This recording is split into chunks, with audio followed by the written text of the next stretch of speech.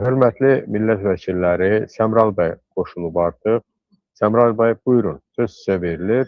Bundan sonra müzakirələrə keçirik. Təşəkkür edirəm, çox sağ olun. Mən bir daha üzr istəyirəm. Mən mənzil başına indi çatdım. Bu nəzərdə tutulmamış bir deməli şey idi, bir vəziyyət Problem idi, yoxdur. yarandı. Keçin mərziyə, problem yox. Bəli. Deməli, bildiyiniz kimi bu günləri mənim danışmaq istədiyim mövzu Azərbaycanın siyasi inzibati quruluşunda dəyişikliklər və islahatlar deməli təklifidir. Bu mövzuda mən bu günləri danışmaq istəyirəm və icazənizlə mən mətni də bir dənə özüm üçün bir konspekt kimi burada açım ki, o danışığım səliqəli olsun icazənizlə. Deməli. Bəli. Mən çalışacağım başlıqlar üzrə gedeyim, deməli. Birinci, deməli, giriş olaraq bu mövzuda mövcud sistem və region illüstrasiyası barədə danışmaq istəyirəm. Deməli, bildiyiniz kimi, Azərbaycan Respublikasının ərazisi 86,6 min kvadrat kilometr təşkil eləyir və Azərbaycanda təxminən mən yuvarlaq deyəcəm, həm yadda qalan olsun, həm bir şeylik olsun deyə, fikrimi tam izah eləyə bilim deyə, 70 rayon və təxminən 7 Respublika tabeli şəhər var. Bunların cəmi eləyir 77 və səhv eləmirəmsə Bakının 14 rayonu var. Bunu da üstünə gələndə 91 eləyir və yenədən təxmini 90 da deyə bilərik yuvarlaqlaşdırıb. Bildiyiniz kimi Gəncənin də 2 rayonu var idi. Nə yaxşı ki, necə oldusa o bir məsəl var. Deyir, xarab saat da gündə 2 dəfə saatı düz göstərər misalı. Ləğv elədilər həmin o Gəncə rayonları. Yoxsa ki, artıq 100-ə çatırdı. Deməli, Azərbaycanın qeyd etdik ki, 86,6 min kvadrat kilometr ərazisi var. Gördüyünüz kimi, rayon və şəhərlərin sayı sahədəki rəqəmlərin sayından belə daha artıqdır. Və bu heç də effektiv bir idarəçiliyi yaratmır. Bildiyiniz kimi, bir məsələnin düzgün, məntiqli, perspektivli, effektiv olub-olmamağını müəyyən etmən yollarından biri müqayisədir. Ona görə mən icazənizlə bəzi müqayisələr aparacağım ki, görək ki, bu nə dərəcədə mütənasibdir. Ümumiyyətlə, Azərbaycandakı bu hazırki bu Sovetdən qalma, köhnəlmiş, qeyri-effektiv mövcud deməli inzibati quruluş. Gürcüstan. Bildiyiniz kimi Gürcüstan ərazisi Azərbaycandan azdır. Əhalisi səhv etmirəmsə təxminən 5 milyondur. Amma biz Gürcüstana baxanda görürük ki, onlar bu Sovetdən qalma rayon sistemindən imtina ediblər. Rayonlar əsasında bələdiyyələr yaradılıb çox məntiqli olaraq və bununla da kifayətlənməyiblər. Bələdiyyələrdən də ibarət, məsələn, rayonları olduğu kimi bələdiyyə çeviriblər və bələdiyyələrdən ibarət, məsələn, 5 bələdiyyədən, hər 5 bələdiyyədən ibarət təxminən mıxarelər yaradıblar. Mıxare gürcü sözüdür, bizim dilə təxmini mənası diyar deməkdir.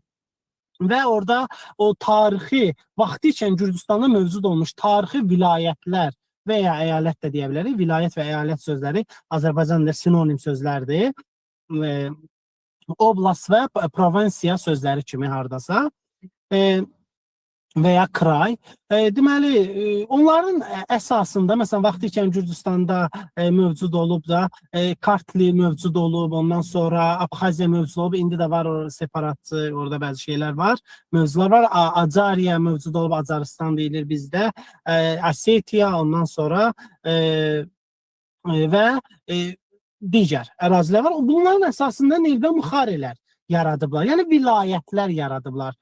Daha böyük. Səhv eləmirəmsə sayı 7-8 olmalıdır. Təxminən, mən orada mexaniki səhvə yol verə bilərəm. Çünki gördüyünüz kimi o mövzuları burada mən qarşımda açmışam, amma çalışıram belə bədahədən danışım ki, belə mənim fikrimi daha dolğun izah edə bilirəm ona görə. Ona görə rəqəmlərdə səhv yol versəm, əvvəlcədən üzr istəyirəm. 7 dediyim 8 ola bilər, 8 dediyim 7 ola bilər və s. Gürcüstan yəni bu inzibati islahatı tamamlayıb və effektə verir. İstər bələdiyyə sistemi, Tbilisi Böyük Şəhər Bələdiyyəsinə rəhbər seçirlər, o Türkiyədəki kimi. Ondan sonra prezidentin səhv etmirəmsə nümayəndələr də var diyarlar üzrə. Türkiyədə də bildiyiniz kimi var. Vali deyirlər, bu tarixi bir sözdür. Bizdə də mövcud olub. İndi təəssüf ki, qubernator bizdə indi işlənir. O ola bilər daha dırnaqarası savremenli səslənir ola bilər. Ondan sonra bizim digər qonşumuz Ermənistan. Ermənistan da 1995-ci ildə rayon sistemindən imtina edib. O şeydə Qarabağ münaqişəsi vaxtı bəzən bizdə deyilirdi, Müdafiə Nazirliyinin açıqlamalarında filan ki, bəs İcevan rayonundan bir şey pozulub, atəşkəs pozulub.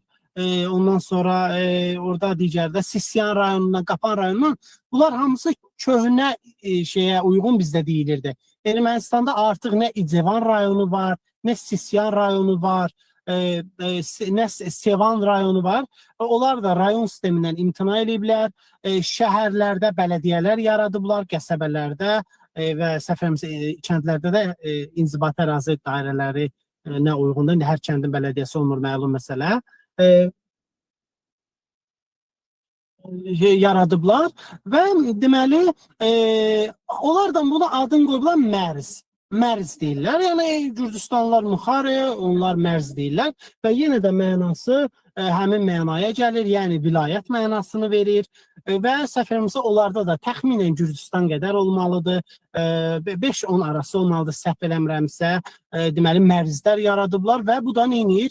İdarəçiliyi daha effektiv edir. Çünki onların deməli, Ermənistan ərazisi səhv etmirəmsə 28.000 kvadrat kilometr idi, səhv eləmirəmsə. Əhaliləri də 2,8 idi, neydi? Yəni 3 milyon az idi.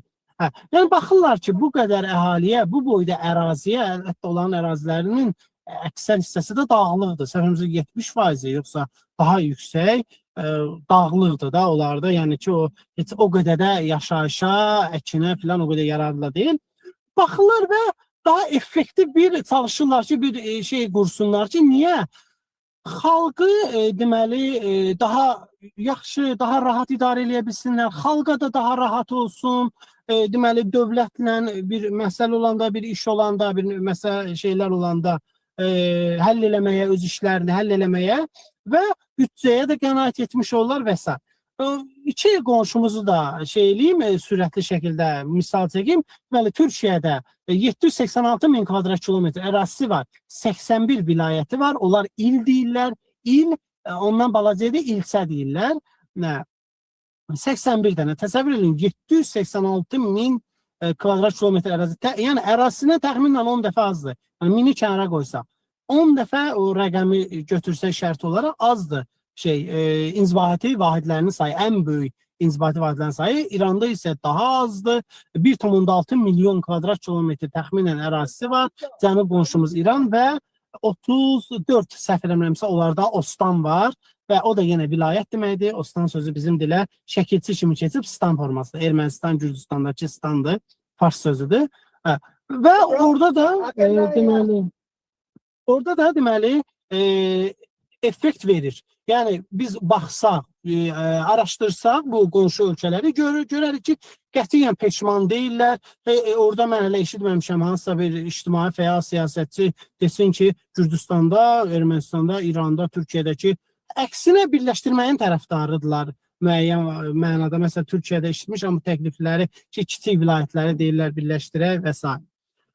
Azərbaycan isə çox təəssüf ki, bunları birləşdirmək əvəzinə Azərbaycanda əksər yeni rayonlar yaradılır. Elə bilirsən ki, o Yuli Sezarın o parçala hökmsüz siyasətini sanki bizim xəritə üzərində tətbiq edirlər. Mən bir vətəndaş olaraq gözləyirəm ki, kiçik rayonlar birləşdirilsin. Ondan sonra deməli, kiçik rayonlar birləşdirilsin, yeni rayonlar yaradılmasın. Əksinə düşünülsün ki, biz başqa hansı islahatlar həyata keçirə bilərik. Misal, Naxçıvan Muxtar Respublikasında Sovet vaxtı, bilmirəm 4 ya 5 rayon var isə, bu günləri səfərimizdə artıq 8 dənə rayon var. Babeş rayonu yaradıldı, ondan sonra deməli Sədərəy rayonu yaradıldı, mərkəzi Qıvraq qəsəbəsi olan Kəngərli rayonu yaradıldı. Bakıda deməli Xəzər rayonunun tərkibindən ayrılıb Pirallahı rayonu yaradıldı. Qarabağda azad olunandan sonra fəxrlə belə az qala şənlik havasında Ağdərə rayonu yaradıldı. Sual verirəm, bütün bunlar nəyə lazım idi? Nə ehtiyac var idi bunlara? Hələ bir bunu belə qürurla da baxırsan ki, müxtəlif dövlət rəsmiləri ən yuxarıdakı şəxsdən ən aşağıya kimi gözümlə fəxrlə deyirlər. Elə bir ki, belə atomu parçalayıblar. Elə bir ki, yeni bir kəşf Ağdərə rayonunu yaratdıq deyir. AXC Müsavat Cütlüyü deyir, onu şey eləmişdi, ləğv eləmişdi. Mənim fikrimcə düz eləmişdi. Mən o dövrdə yaşamamışam. Onu tarix oxumuş bir insan kimi, oxuyan bir həvəsi olan bir insan kimi, coğrafiya həvəsi olan kimi düz eləmişdi. Çünki ehtiyac yox idi. Hətta mən təəssüf edirəm ki, kaş o vaxtı Xocavənd rayonu da ləğv edilərdi. Onu həmin vaxtı böyüklər məndən daha yaxşı bilər. Deməli, Hadrut rayonu var imiş, Dağlıq Qarabağ Muxtar Vilayətinin tərkibində və Martuni rayonu var imiş. Martuni'nin tarixi adı bərpa edilərək Xocavənd adlandırılıb. Hadrutun adı zaten erməni adı deyildi deyə dəyməyiblər. Bunları birləşdirib Xocavənd rayonu yaradılıb, məncə heç düz eləməyiblər. Çünki bu sayədə Azərbaycan tərkibindəki 3-4 rayondan biri olub ki, Xocavənd əhalisinin əksəriyyəti ermənilər idi. O Sovetin o yaratdığı o rayon sistemi sayəsində. Çünki bilirsiniz halda Dağlıq Qarabağ Muxtar Vilayətini də yaradan Sovetlər olub və o formada yaradan da Sovetlər olub ki, onu elə yaradıblar ki, orada ermənilər çoxluq olsun bilərəkdən. Hətta anklavları belə elə düzəldiblər ki, orada məsələn Xocavəndin tərkibində orada Yuxarı Veysəlli kəndi var idi. Onu götürüb Füzuliyə təqib eləyiblər ki, qoy birdən Azərbaycanlı çox olmasın. Çünki o Azərbaycanlıların yaşadığı bir kənddir. Misal üçün Yuxarı Veysəlli. Ləğv olunmalı idi. Hətta indi də oluna bilər. Mən təklif eləyərəm ki, bu mövzunun tərkibində ki, ləğv olunsun, deməli, keçmiş Hadrut rayonu birləşdirilsin, məsələn, Füzuli və ya Cəbrayıl rayonu. Füzuli rayonu genişdir, əhalisi çoxdur. Cəbrayıl rayonu birləşdirilə bilər. Şey isə, deməli, şimal hissəsi olan, deməli, Xocavənd rayonu isə o keçmiş Martuni rayonu, yəni həmin o keçmiş ərazi formasında, yəni yenidən ikiyə bölünərək birləşdirilə bilər. Məsələn, Xocalı rayonuna, hansı ki, əhalisi azdır və s. Mən ümumiyyətlə rayon sisteminin ləğvini təklif eləyərdim. Yəni, mən düşünürəm ki, biz də qonşu ölkələr kimi, dünyanın bir çox inkişaf etmiş ölkələri kimi bu kiçik, işə yaramayan, qeyri-effektiv, deməli, bu inzibati quruluşlardan imtina etməliyik və deməli, mən xatırlayıram 2020-ci ildə təxminən pandemiya vaxtı Facebookda biz uşaqlarla bir qrupumuz var idi. Adı elə sadə xəritələr. Çox sadə adı qoymuşduq, çünki məqsədimiz xəritələr idi və bizim gözləmədiyimiz formada o qrup çox böyüdü, hətta sonda artıq 40 min üzvü var, bəlkə də indi 50 mindir, mən sonra oradan uzaqlaşası oldu müəyyən səbəblərdən. Mən xatırlayıram, burada bu danışdığım mövzuları mən orada da qaldırmışdım, hətta xəritə üzərində. Xəritə üzərində qaldırmışdım ki, Azərbaycanda mütləq şəkildə vilayətlər yaradılmalıdır. Bu vilayət yaradılması heç də unitarlığa zid filan deyil. Az öncə qeyd etdiyim kimi o bizim qonşu ölkələrdə Rusiyanı gördünüz ki, misal çəkmədim, çünki o federativdir, orada mövzu başqa yerlər gedəcək deyə Rusiyanı kənarda sağladım. O misal çəkdiyim qonşu ölkələr ki, misal çəkdim, hamısı unitardır. Türkiyədə, Gürcüstanda, Ermənistanda, İranda və hamısının tərkibində gördünüz ki, mən misallar çəkdim ki, böyük inzibati vahidlər var, şərti olaraq vilayət adlandıra biləcəyimiz böyük inzibati, yəni bu unitarlığa da zid deyil, bundan qorxmaq lazım deyil və mən o xəritələri paylaşandan sonra, indi mən iddia eləmirəm ki, oradan o gördülər, götürdülər, yəni, amma mən olan şeyi sizə danışıram da ki, mən onu 2020-nin pandemiya vaxtı onları paylaşdım, xəritə üzərindən çəkdim, ayırdım ki, necə vilayətlər yaradıla bilər. Naxçıvan Muxtar Respublikası zaten bir vilayət olaraq, Cənub bölgəsi, ondan sonra Quba, Xaçmaz filan və Aranı böldüm. Aran, yəni iqtisadi rayonu da bildiyiniz kimi 2023-cü ilə kimi Azərbaycanda Aran iqtisadi rayonu var idi və o tamam qeyri-effektiv idi. Təsəvvür edin, bir ucu başlayırdı Yevlaxda, digər ucu gəlib qutarırdı mənim doğulduğum Neftçala rayonunda. Heç yəni effektiv. Təsəvvür edin, siz orada bir vali, gubernator, adım nə istəsiniz qoyun, indi başlayıb prezident xüsusi nümayəndələr də hər nə təyin eləsiniz, o necə ona nəzarət eləyə bilər? Və mümkün deyil də, yəni necə ki, o bir məktəbə, bir xadimə nəzarət eləyə bilmir də, orada neçə də xadimi bölüşdürürlər, adicə təmizlik işində belə. O ki, qala yəni ki, bir nümayəndə də, vali də xidmətçidir, yəni o da bir xadimdir, xadimədir. Necə, mümkün deyil, yəni o effekt verə bilməz. 2023-cü ilin deməli ayında, iyul ayında Dağlıq Qarabağ Muxtar, keçmiş Dağlıq Qarabağ Muxtar vilayətinin yaradılmasının 100 illiyi vaxtı prezidentin sərəncamına yeni iqtisadi rayonlar yaradıldı və sizi inandırıram. Hətta o qrupu tapıb, oradan o arxivdən o şeyləri tapıb sübut edə bilərəm ki, mən ki, nə formada təklif vermişdim ki, Azərbaycanda vilayətlər yaradılsın. O formada prezidentin sərəncamı ilə bəlkə də təsadüf idi, ola bilər. Dünyada belə şeylər olub ki, bir insan həm Amerikada, həm Avropada eyni bir kəşfi eləyiblər, bir-birlərindən xəbərsiz. Belə şeylər ola bilər. İddia eləmirəm, məndən götürüblərsə də halal xoşları. Mən bu Azərbaycan xalqının yaxşılığı üçün bu təklif vermişəm. İndi də zaten o məqsəddən danışıram. 14 iqtisadi rayon yaradıldı bildiyiniz kimi 2023-cü ilin iyul ayında və o bilərəkdən prezident o tarixi seçmişdi. Çünki o Dağlıq Qarabağ Muxtar vilayətinin yaradılmasının o bədnam deməli günü idi və ona görə prezident onu yaratdı. Məncə düzgün bir seçim idi. Tarixi baxımdan gözəl bir mesaj idi mənim fikrimcə. Amma mən çox təəssüf eləyirəm ki, Bakıya dəymədilər. Bakı olduğu kimi qaldı. Halbuki mən bununla da bağlı etirazlarım var. Yəni, Bakının inzibati quruluşu qətiyyən effektiv deyil. Təsəvvür eləyin. Sən əgər Hökməlidə yaşayırsansa, Güzdəkdə yaşayırsansa, Xırdalanda yaşayırsansa, yəni tıxac olmasa yarım saatlı bir məsafədə, 20 dəqiqəli bir məsafədə sən Bakı deyilsən, heç mən demirəm oralara Bakı olsun, sözümün canı var. Təsəvvür bir adam şeydə yaşayır, Xıdırlıda, Səlyanın da Xıdırlısı var, Bakının da Xıdırlısı var, Xələcdə, orada Səlyan xələci var, Bakı xələci var, yəni Bakının xələcini nəzərdə tuturam, o Səlyanla sərhəd. O Bakıdır, ora Bakıdır, orada yaşayan məsələn də Bakılıdır. Xırdalanda yaşayan, Sumqayıtda yaşayan Bakıdır. Düz eləyirlər, mən demirəm Sumqayıt Bakıya birləşdirilsin. Əksinə, düzgün bir şeydir o Sumqayıtın, Şirvanın, Gəncənin, Naxçıvanın, Xankəndinin Respublika tabeli şəhər olmağı bu sadaladıqlarım düzgündür. Çünki onlar ərazi də kitle olsa da, əhali də çoxdur. Amma Bakının inzibati quruluşu qətiyyən heç bir siyasi, iqtisadi məntiqə uyğun deyil, heç tarixi məntiqə də uyğun deyil. Biz Bakı xanlığının ərazisinə baxanda da başqa bir şey müşahidə. Yox, biz durub burada zaten tarixə istinad eləyəsə olsa, onda gərək Xızını gərək təzdən gətirə birləşdirək Bakıya. Çünki Xızı tarixən Bakının bildiyiniz kimi kəndi olur. Nə eləmək lazımdır? Mənim təkliflərimdən də biri nədir? Üzr istəyirəm, mən burada xəritə paylaşa bilərəmmi? Belə bir şey mümkündürmü? Ekran paylaşımı eləmək olurmu? Bilmədiyim üçün soruşuram. Belə bir şey mümkündürmü? Paylaşabilirsinizsə buyurun, bəli, mümkündür.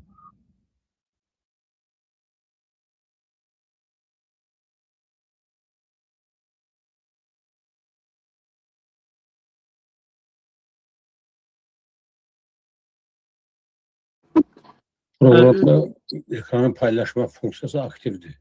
Hər bir adam öz ekranı paylaşa bilər. Bakının xəritəsini düzəltmişdim süni intellekdən. Üzr istəyirəm, əgər qısadırsa mən kimsə... Səmral bəy, əgər alınmırsa, çox vaxt itirməyək, çünki reglamenti keçirik artıq. Tapdım. Bir dənə bu xəritəni göstərim. Hal-hazırda ekranı görürsünüzmü? Buyurun, davam edin. Bəli. Deməli, bu ekranda gördüyünüz xəritəni süni intellekt vasitəsilə hazırladım. Mən, məsələn, Bakı üçün təxmini bu cür. İndi bu süni intellekt hazırladığına görə burada bəzi kiçik səhvlər var. Ona görə mən əvəzədən üzr istəyirəm. Amma təxmini, yəni mənim ideyama uyğun bir xəritə mən süni intellektə tapşırdım. Ona deməli tapşırıqlar verdim və o da hazırladı. Mənim Bakı ilə bağlı təklifim nədən ibarətdir? Mən düşünürəm ki, yaradılacaq vilayət sistemində Bakının mərkəzi rayonları burada sola sürüşüb, o qeyd etdiyim ki, süni intellektdə. Bakının mərkəzi rayonları, yəni Səbail, Yasamal, Nərmanov, Xətai, Nəsimi. Bildiyiniz kimi bunlar Bakının tarixi mərkəzi rayonlarıdır. Sıx. Bunlar sağda yerləşirlər, indi süni intellekt solda verib.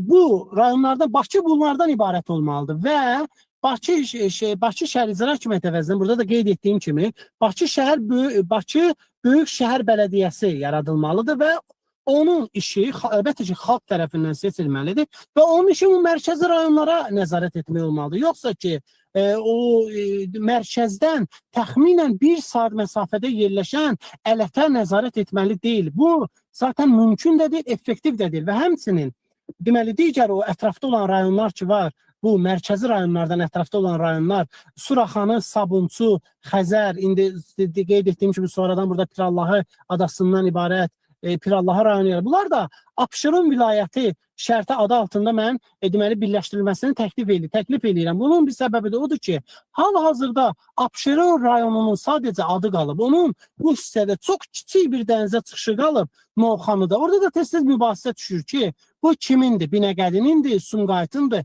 Çünki bir hissəsi Binəqədinin ərazisidir. Novxanı bağları deyilən ərazisi, səhv eləmirəmsə, Sumqayıtın ərazisidir. Ona görə də hətta orada mübahisə də yaranır. Və Qaradağın da burada da qeyd etdiyim kimi Qaradağ ərazisinin mən Bakının tərkibindən ayrılaraq ayrı bir bələdiyyə kimi hal-hazırda mövcud olan o Dağlıq Şirvan iqtisadi rayonu ki var, ona birləşdirilməyini təklif eləyərəm ki, onun da deməli zaten tarixən bildiyim qədərilə Hacı Qabulun tərkibində olub Ələt, sonra iqtisadi inkişafla bağlı olaraq deməli şeyə birləşdirilib, Bakıya birləşdirilib Qaradağ. Və mən bunu səhv hesab eləyirəm. Bu çox effektiv olaraq mənim fikrimcə, yəni Azərbaycanda vilayətlərin yaradılmağı, söhbətimi belə yekunlaşdırım. Əslində çox şeylər demək olar, sizin vaxtınızı da almaq istəmirəm, yormaq da istəmirəm. Deməli, prezidentin sərəncamı ilə yaradılmış 14 iqtisadi rayondan 13-ü, yəni Bakı istisna, bu 13-ü əsasında vilayətlər yaradıla bilər. Mənim fikrimcə mütləq şəkildə yaradılmalıdır və heç də hər rayonda bu az öncəki saydım təxminən 90 dənə icra başçısına ehtiyac yoxdur. Olan hər birinin 3 dənə müavini var, ehtiyac yoxdur. Bunların hər birində mühasib var, nə var oğlu var türklər demiş, ehtiyac yoxdur. Bu hamısı büdcənin deməli israfına səbəb olur. Necə ki prezident bu günləri Naxçıvana xüsusi nümayəndə təyin elədi. O xüsusi nümayəndənin də yerlərdə, o türklərdə ki necə vali var və valinin kaymakamları var. Necə ki məsələn bu günləri Neftçalada məsələn də indi oradan deyə misal çəkirəm. Rayon icra hakimiyyəti var, bir də xalq dilindəsə şəhər soveti var. Düzdürmü? Yəni ehtiyac yoxdur ki onda 5 dənə müavin olsun, orada da bir icra başçısı, orada da bir mühasib, halbuki var təəssüf ki bəzi saydıqları.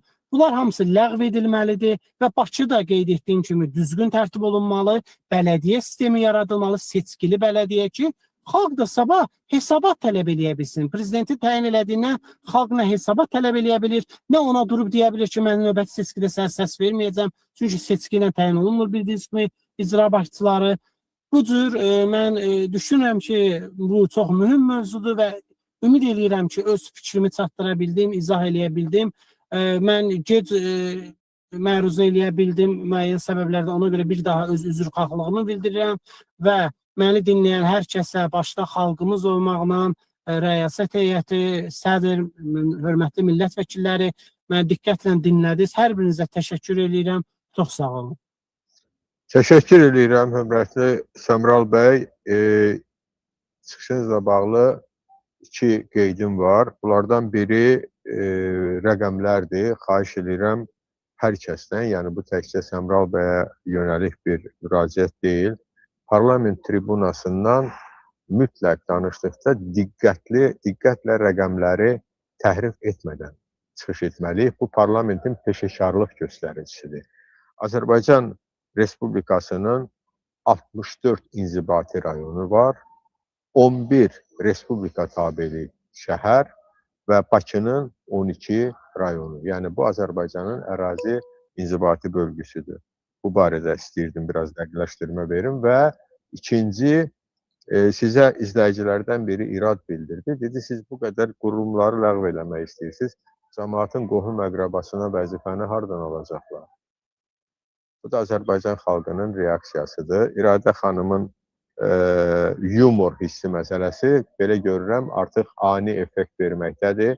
Bir daha təşəkkür edirəm bütün məruzəçilərə, hörmətli millət vəkilləri, bizi izləyən dəyərli izləyicilər, həmvətənlər.